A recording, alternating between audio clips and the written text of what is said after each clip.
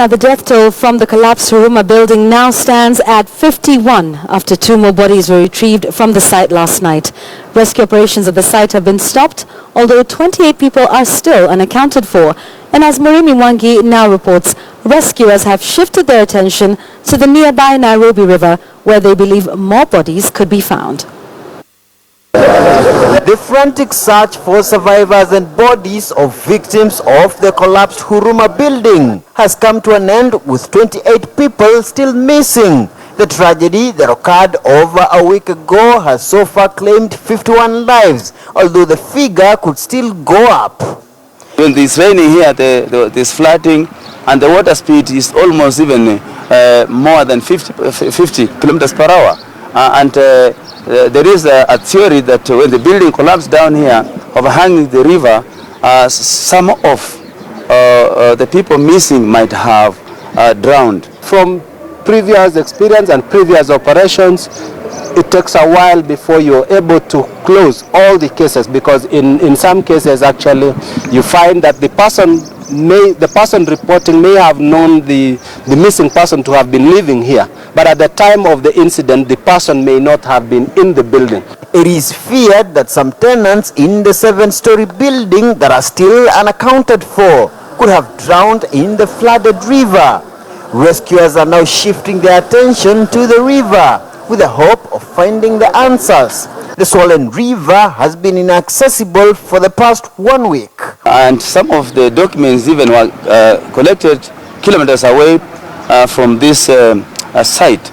So I have now launched second rescue operations along the river and environment to ensure that we try and see whether they can retrieve some people whom we are looking for. But even as the rescue machines go quiet at the site, life will never be the same for the 140 people who were rescued alive and who are now camping at the Huruma CDF hall. All household goods zilipotea, my professional documents, academic, na nikapata hata na title deed.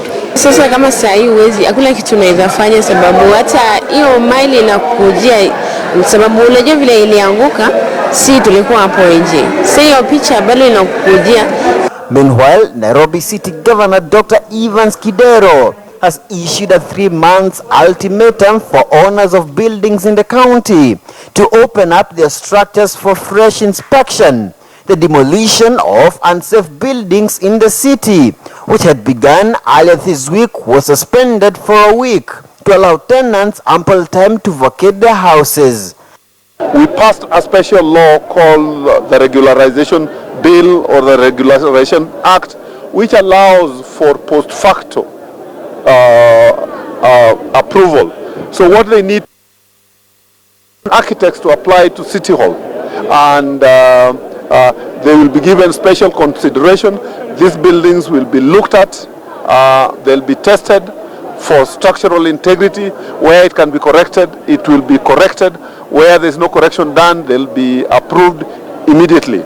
And so after 166 hours of lifting and turning, the search and rescue operation is complete on site. Attention now turns to Nairobi River, where a majority of those reported missing are believed to still be trapped.